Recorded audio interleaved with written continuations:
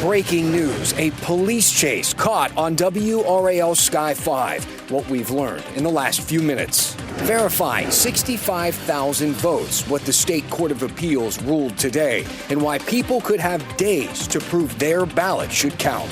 Hot, muggy, and the potential for record heat. New Futurecast models show how many hours we could stay in the 90s this weekend. Escalating trade tensions, tanking stocks, even worse today. How experts say it could negatively affect future financial decisions for young people. Now, breaking news from WRAL. Coverage you can count on. Let's get started with this breaking news tonight coming out of Durham. A police chase that has just come to an end moments ago. A suspect now in custody as we take a live look from Sky 5. This is right over Joe Ellis Road and Stagville Road. The scene has been cleared up just a bit in the last 10 minutes, but boy, this all just played out moments ago, as we said. Thanks for joining us here at 7 o'clock. I'm Dan Haggerty. We have Brian Schrader, has been tracking this story over the last hour or so in the WRAL Live Center. Brian, you were with us live as this was happening at the end of our 6 o'clock newscast. Walk us through exactly what happened and where things stand now. We first got word of some sort of a pursuit in Durham around 6:10 or so, and we launched Sky 5. And it got over the scene of this chase, and we saw everything live on WRAL. There's a live look right now at Stagville Road, at Joe Ellis Road. That Jeep there, you can see where that front tire is gone, the result of that chase. I want to show you exactly where this is happening in the northern part of Durham. Sky 5 picked up the chase right around Old Oxford Road and Stagville Road, and it continued up Stagville Road to Joe Ellis Road. I want to show you some video that Sky 5 captured. Again, all of this happened right around 6:20 there on Stagville Road. You can see right there where that front driver's tire burst. Not clear if that was because of the stop sticks that are often used in these chases. We see there where the driver stopped in the middle of the road and appeared to be talking with law enforcement officers and then took off again. Continued on Stagville Road up to that near that Joe Ellis Road intersection. The Jeep stops, and at that point, with guns drawn, you see the Durham police officers, Durham deputies. Also, we have Highway Patrol that was part of this pursuit. They get out with guns drawn, and the driver eventually comes out of that Jeep. Here is the moment where that happens.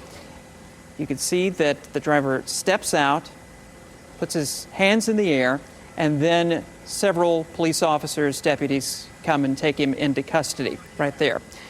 We are still working to find out exactly when this chase started and why this chase started. We have just heard from Durham Police in the past 15 minutes or so that they are working on getting us some information. If we get it during this newscast, I'll let you know. All right, we'll check back. Thank you, Brian. Let's talk about the big event this weekend. All the fun. You know the order of operations here on the news. When we talk about Dreamville and the Dreamville weekend, we show you all this lovely footage from Sky 5. Everybody's excited. They're building stuff over at Dick's Park. The festival and the fun is ready to start. And then, bam, traffic nightmare. That's just what happens. You get all these people downtown, there's going to be lots of traffic up and down Western Boulevard. It's tough if you're trying to get through this area. It's pretty much anywhere near the park. WRAL's Aaron Thomas live out at the Dreamville Block Party. So here we go. It's Friday. The big event hasn't started yet, but we do want people to be prepared if they're going to be in the area. You got it right, Dan. You know, and it's not just the area near festival grounds, but also here in downtown Raleigh. You factor in the fact that it's First Friday, you have the Dreamville Block Party. You also have the pop-up shop where you have different artists that are going to be performing there at that pop-up shop.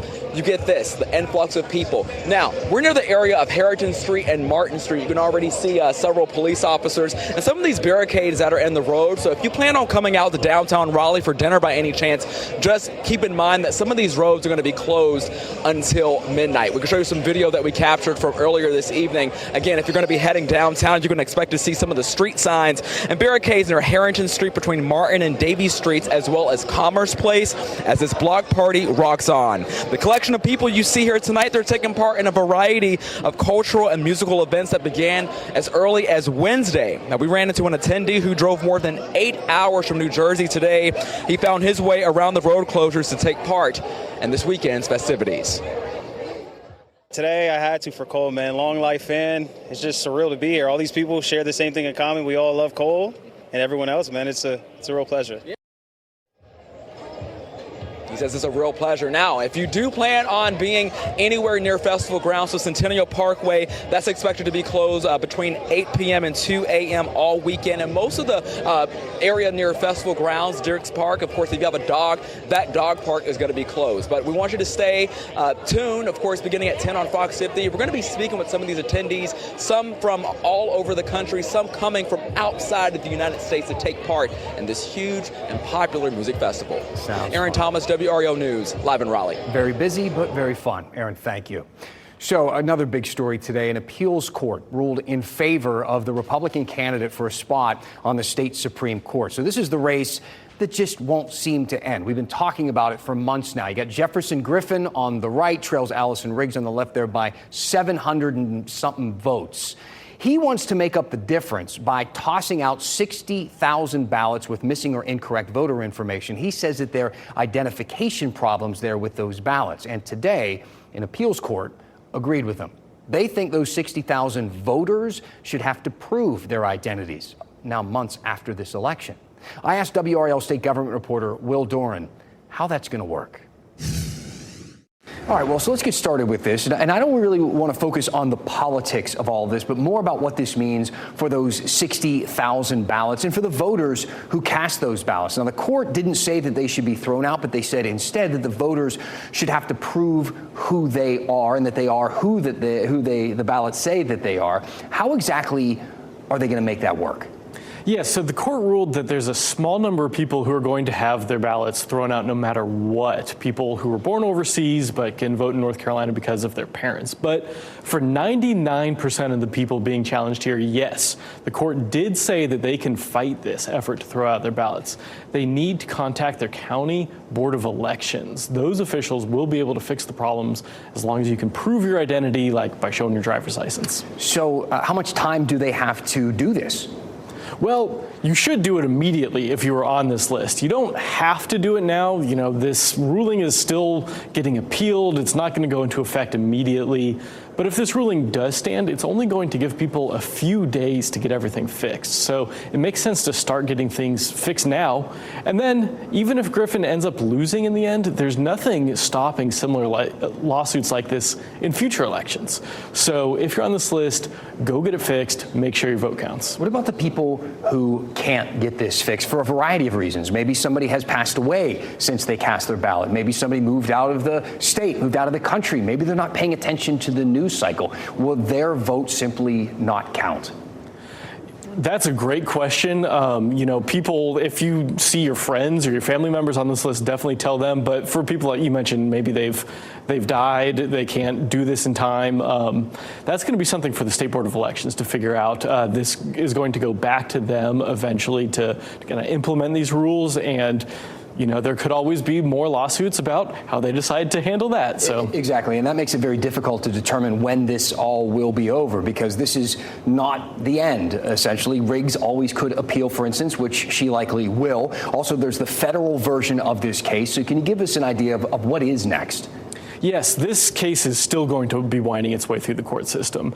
This was just a 3-judge panel at the Court of Appeals. Justice Riggs could ask the entire 15-person court to take that up.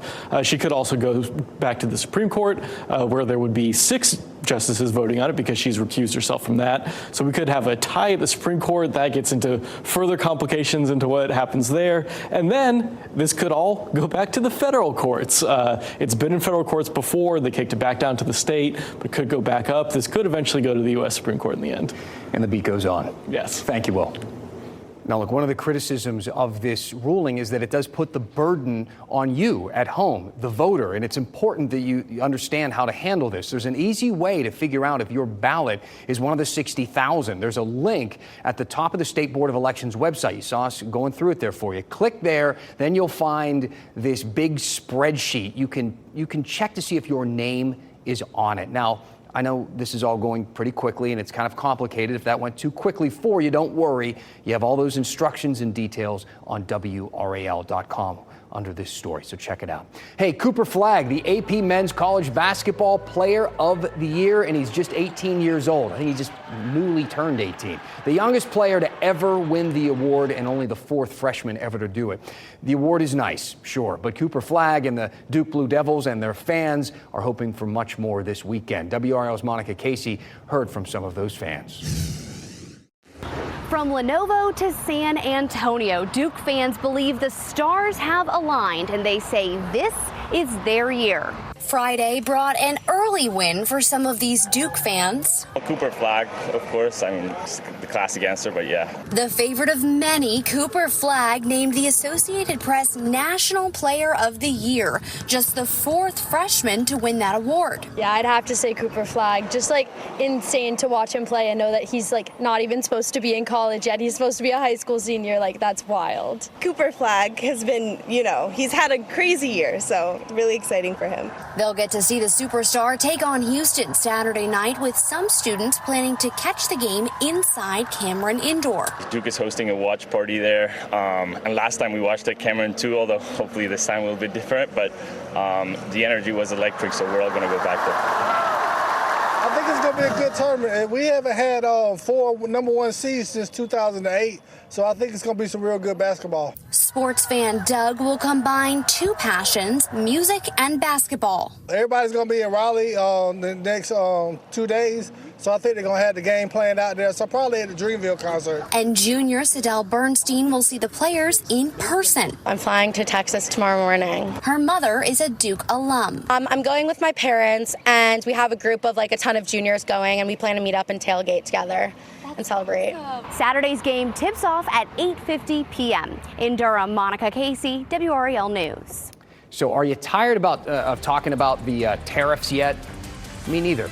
Stocks plunged today, and if that wasn't evidence enough, a survey shows consumers aren't really feeling very confident or very good about the future of the economy, how those feelings could play out in real life.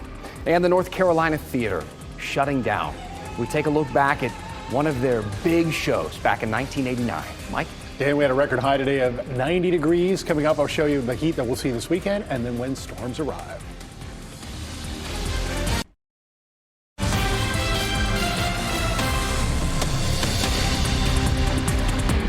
Back here in the WRAL Live Center, I want to update you on that breaking news in Durham, that chase that ended just about 30 minutes ago. Live pictures from Sky 5 shows that gray Jeep there that Durham police and sheriff's deputies were pursuing. Still one Durham police car on the scene. What's new is they have reopened Staggville Road in that area. I want to zoom in and show you where this is happening. Sky 5 picked up the chase on Staggville near Old Oxford Highway, and it ended near Joe Ellis Road. I want to show you the moment where the driver of that Jeep was taken into custody. You can see that happening right there in the middle of Staggville Road. And we are still working to find out more about why this chase started. It all ended about 45 minutes ago now. And of course, through the evening, we're going to be updating this on WRAL.com, WRAL News Plus, and tonight at 10 on WRAL News on Fox 50. Yeah, curious to find out what he's accused of doing. All right, Brian, thank you. So there was a pair of interesting, maybe even conflicting economic headlines today. You probably saw, of course, the one from this afternoon that the Dow plunged 2,000 points. Overall today, it was the 4th worst day in Wall Street history. And then there's this headline about improvements to the jobs market. The U.S. adding 228,000 jobs in March, which was a lot higher than they expected. But look, no matter what the job market or the stock market says, how people feel about the economy can have just as big of an impact. WRAL's Sean Gallagher has that part of the story. Concerns remain high for the majority of people who walk the streets around UNC. The youth remains pessimistic about the future of the U.S. economy. And one professor I spoke to says that could have rippling effects on the economy for years to come. Worries from exams and projects are what should be going through the minds of these students at UNC. But it's their future away from Chapel Hill that has them concerned already.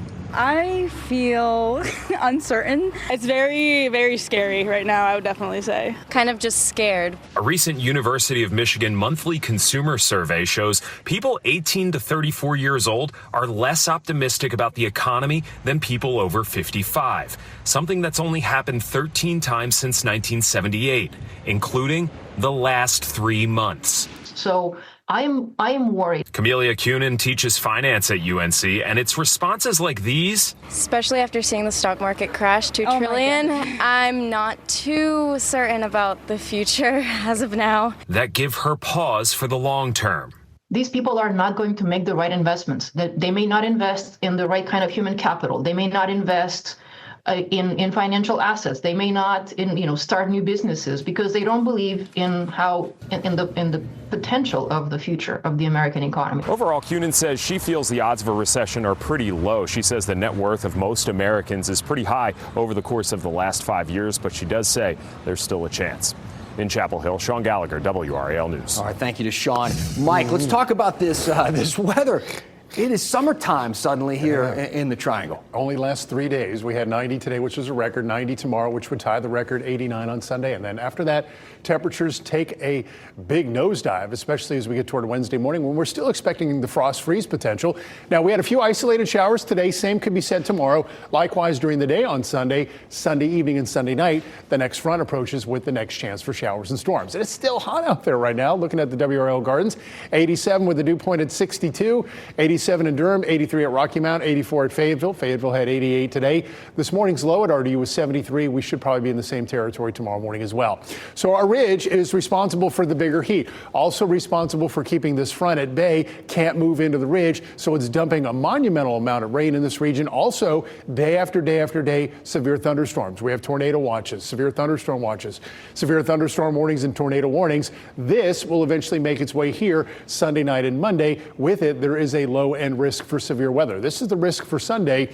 Level 2 to our south and west. The Storm Prediction Center added part of our viewing area to a level 1 risk for maybe an isolated severe thunderstorm. This would come Sunday night close to midnight. As that line approaches, it will weaken. That's why that area, the level 1 risk, doesn't go farther east, because we're expecting those storms to fall apart as they do approach. There is also a low end risk for flooding from Raleigh westward for the night on Sunday. For Monday, it's Raleigh eastward toward the coast that has that flooding threat as the front moves in. So Sunday morning on Futurecast, tomorrow's basically dry with an isolated shower or a storm. For Sunday, we start off dry later in the afternoon.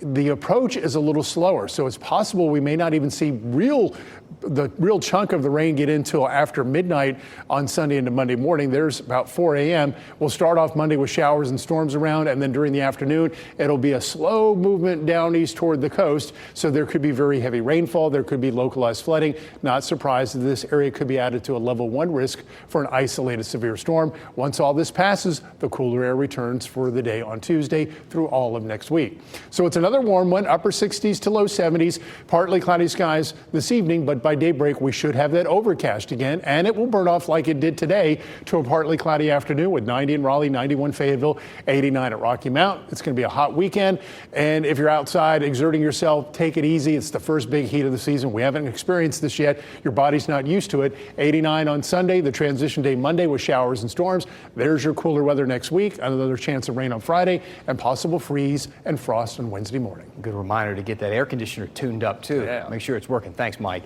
This week, the North Carolina Theater announced they're shutting down. So let's revisit some of the glory days, shall we? We're going to go into the WRAL archive after the break. This week, the North Carolina Theater announced they are shutting down. They filed for bankruptcy last year, and things just didn't improve. Operations will wind down in May, and it's a real shame.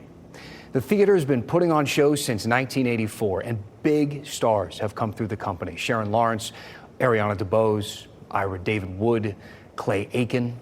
Tonight, we're going to revisit a story from Beth Level's time with the theater. She's a Broughton High School grad, a graduate of Meredith College, a Raleigh native, really the definition of homegrown talent. Tonight, we look back at those days when the theater was absolutely thriving. Thanks for making WRAL your choice for local news. Have a great weekend as we leave you with this, your Friday moment of nostalgia.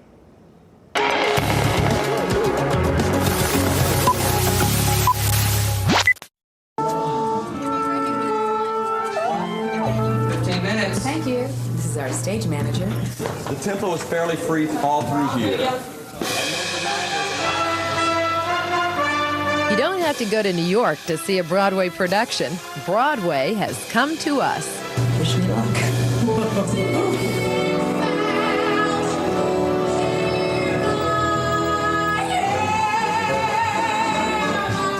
Funny Girl stars an incredible blend of people. There's Tony Award nominee Terry Mann as both director and actor, the multi-talented Ira David Wood, and the star of the show, Beth Level.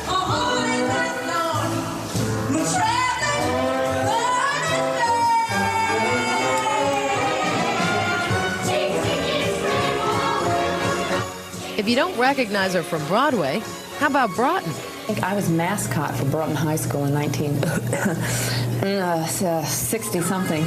Starring on Broadway and soap operas and now the season finale of the North Carolina Theater, this showbiz queen is a full-blooded Tar Heel. Many talented people, many from North Carolina. Even in 42nd Street, you would always listen for, say, a southern accent or something, and you go up and go, "Where are you from?" And they go, "North Carolina." It's like, "Come here, darling." It's great. For Beth, and the whole cast for that matter, this show is special. It not only closes out the season, but it closes out some great memorial memories. A chance for this Carolina funny girl to show us her stuff.